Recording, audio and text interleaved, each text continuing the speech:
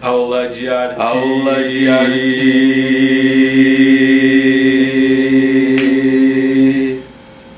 Aula de arte com o professor Didier.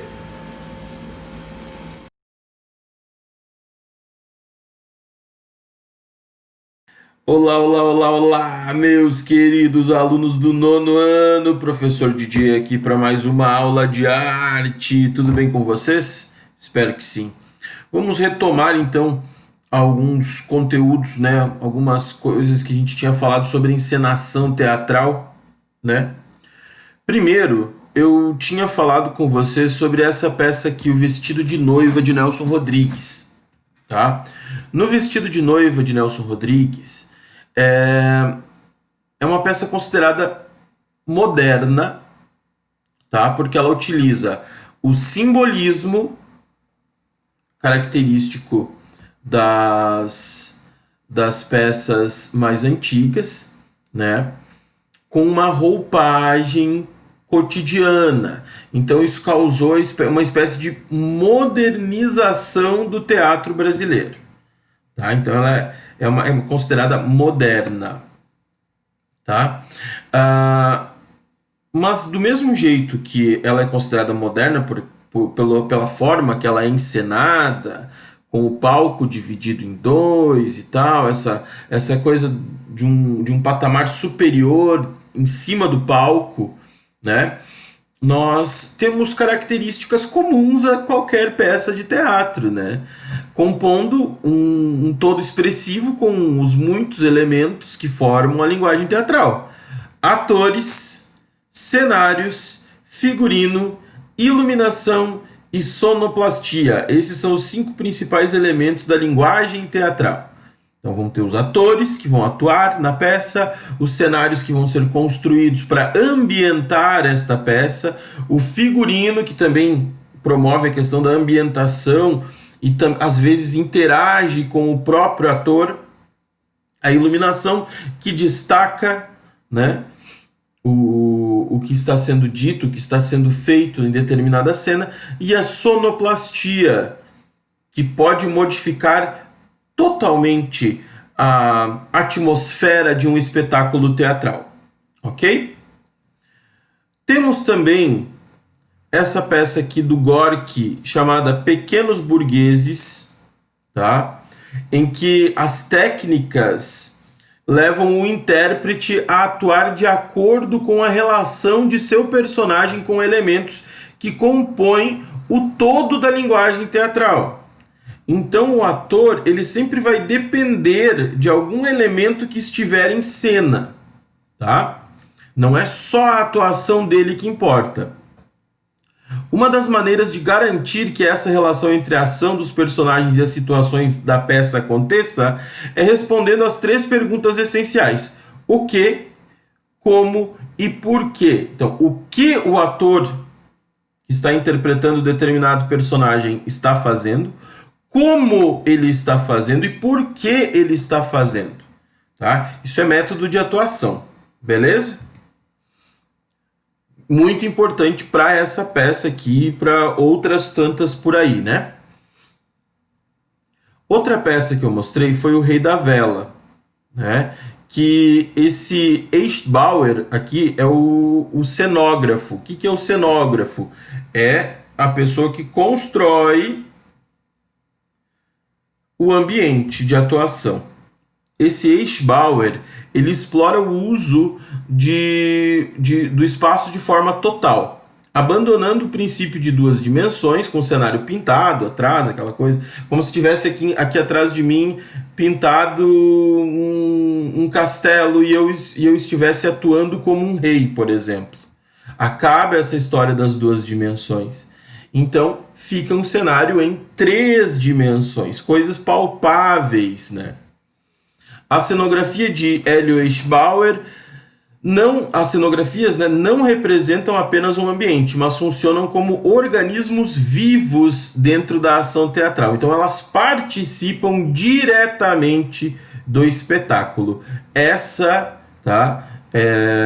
cenografia do Rei da Vela, que está disponível na apostila que eu já coloquei semana passada, estou colocando a leitura obrigatória hoje de novo, né?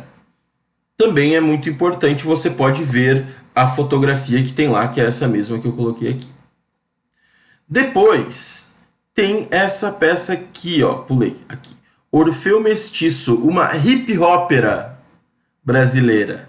Eu me interessei muito por essa peça, principalmente pelo nome, né? Quando eu soube que eu tinha que dar aula para você sobre essa peça. É uma hip hopera.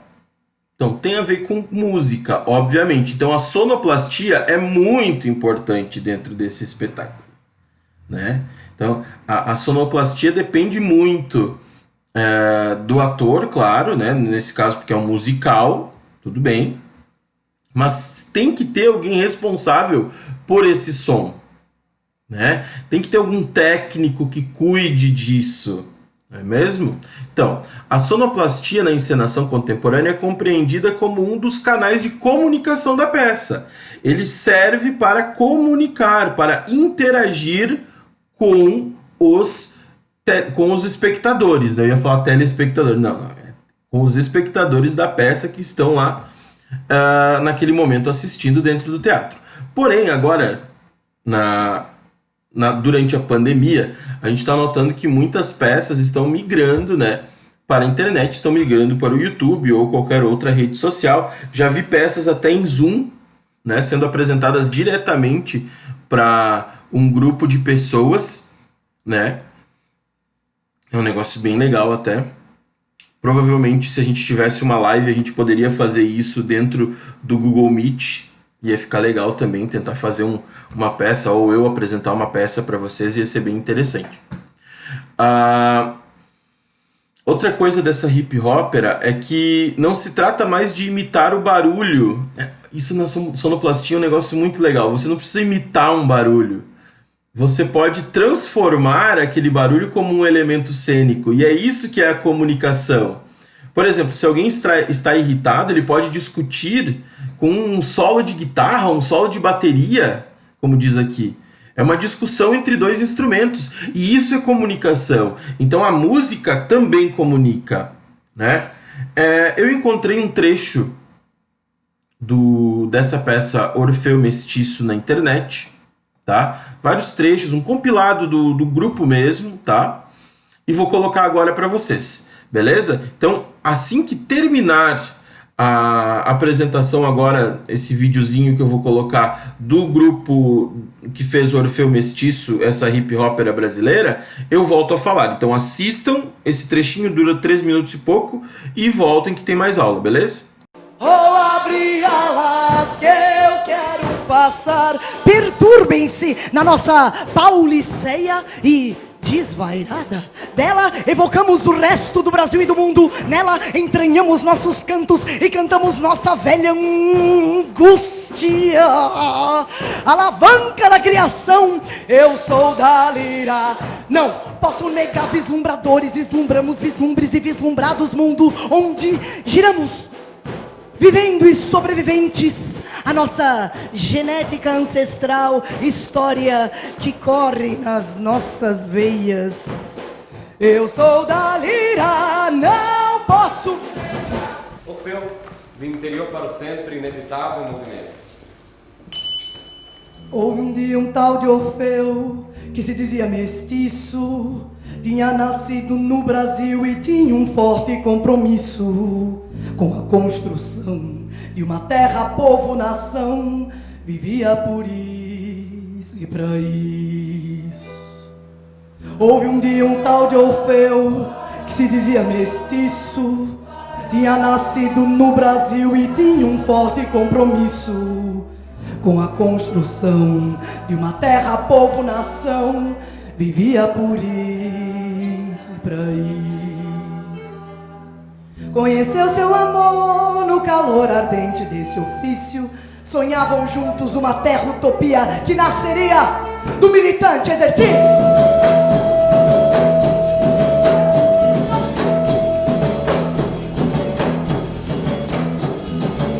Rei José, Rei João, Rei José, Rei João, mutilante, emboscada e do levante não sobrou quase nada. O seu amor também se perdeu nessa estrada.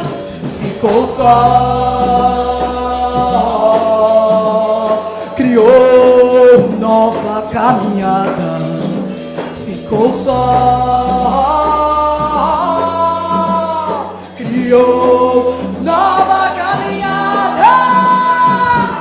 Quem é ele? Quem sou eu? O que foi que aconteceu? Quem é ele? Quem sou eu? O que foi que aconteceu? Mas quem é ele? Quem sou eu? O que foi que aconteceu? Quem é ele? Quem sou eu? O que foi que aconteceu? Se tornou um protagonista da justiça, forte, poderoso, ativista. E o tempo visionário e alquimista lhe preparou uma prova pra testar seu ponto de vista.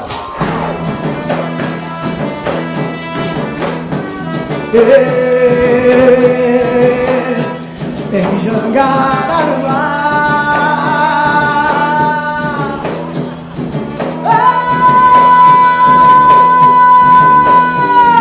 Regeu a orquestra do Supremo Tribunal. Me foi outorgado, E no passado ressurge a memória do amor. ainda não enterrado. E nesse cenário, pelos anos nublado, esse histórico episódio será narrado pelo vasto solo e diverso desse país, que a cada passo do tempo está sendo lapidado. Orfeu, você me lembra alguém que eu conheci há muito tempo atrás. E aí, gostaram do trechinho de Orfeu Mestiço que eu encontrei? Eu achei uma peça que eu super assistiria. Eu gosto muito de peças assim.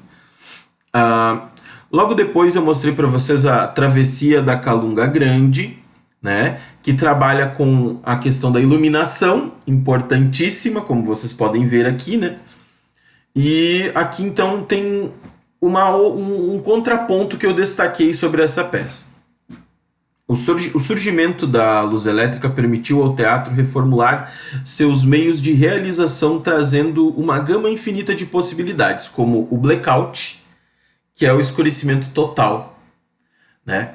Então, essa questão da iluminação precisa ser muito rápida. Então, você pode apagar as luzes e acendê-las aos poucos, né?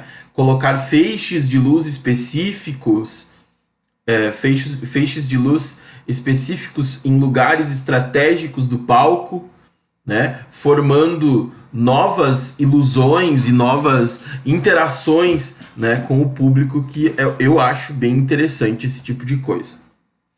Tá? Tem mais uma peça que é Os Gigantes da Montanha, que aqui o destaque principal seria a cor, né, o figurino incrível, né? Aqui eu coloquei essa fotografia aqui para vocês observarem os elementos que compõem a vestimenta de cada ator. Bordados, cores, máscaras, adereços, estampas. Ele transcende brasilidade, tá? Aqui o que importa nos Gigantes da Montanha é a brasilidade.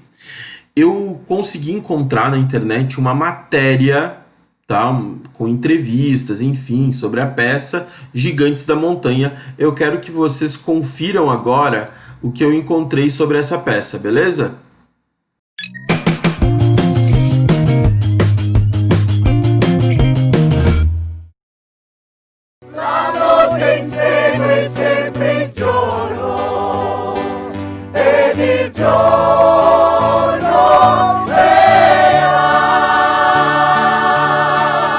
Comecei a trabalhar com galpão em 1994, fazendo um trabalho musical, que é o que eu faço, voltado à polifonia vocal, cantar várias vozes e tocar os instrumentos e tal.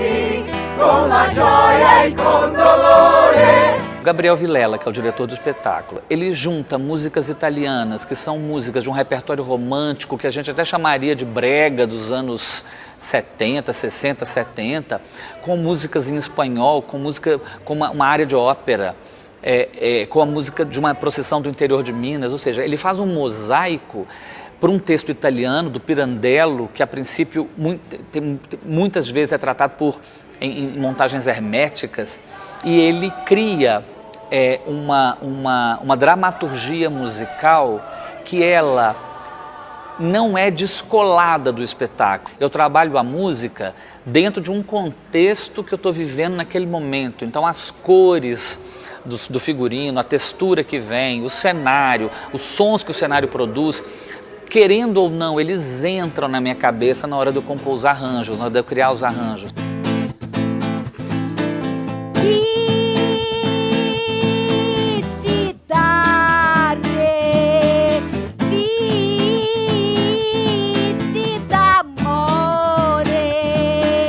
Faço um personagem que se chama Quaquel. Ele não tem muitos conflitos. A vida já chegou num ponto em que está tudo ótimo. Ele, na dúvida, ele sempre sorri. Ele é também um membro de uma família, dessa família dos azarados. Socorro, socorro! Tem gente chegando! Assim? No meio da noite? Se fosse de dia, eu poderia até achar que alguém se perdeu. Aposto que vão embora num instante. Não, não. Continuam vindo em frente. Estão aqui embaixo. Eu acho que o resultado musical, que eu tenho muito orgulho dele, ele é fruto dessa experiência acumulada dos atores, a minha experiência. Eu falo muito uma coisa interessante, que quando eu sento hoje para compor um arranjo para o grupo, à medida que eu vou escrevendo uma voz, eu ouço o som da voz deles cantando aquelas notas. Nem te voglio, nem te espero, a tenerte sempre a fianco.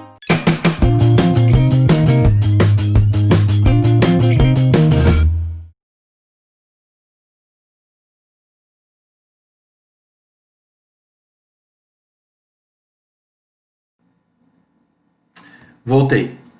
Cá estou eu novamente. Então, os gigantes da montanha, vocês viram aí a matéria sobre eles. Hoje eu quero uma coisa bem simples de vocês. É só uma resposta, uma perguntinha. É a tarefa de sala. Você pode responder nos comentários privados. Conhecendo as suas características próprias de personalidade, supondo, é uma suposição, tá? Que você fosse trabalhar com teatro. Com qual elemento você trabalharia? Você trabalharia com os atores atuando ou dirigindo o espetáculo? Você trabalharia com os cenários, construindo o cenário, figurino, criando roupas, iluminação, preparando e executando durante o espetáculo, preparando a iluminação e executando a iluminação durante o espetáculo? Ou você trabalharia com sonoplastia, procurando músicas, pesquisando sons, executando na hora do espetáculo também? Por que você acha que se daria melhor trabalhando com esse elemento? Você trabalharia mais com os atores, cenários, figurino, iluminação, sonoplastia? Qual que te atrairia mais, provavelmente? E por que você acha que se daria melhor trabalhando com esse elemento? Essa é a perguntinha de hoje que você tem que responder. Na semana que vem, nós faremos uma revisão de tudo isso que a gente viu, tá? E na outra semana já é a nossa prova. Então, semana que vem é a revisão. Na outra semana entre o dia 5, né? A semana que começa no dia 5 já é a nossa prova. Nossa prova é sempre de sexta, né? A não ser que mude o calendário. Um grande abraço a todos, tá? E até a próxima. Qualquer dúvida, pergunta nos comentários. Um abração.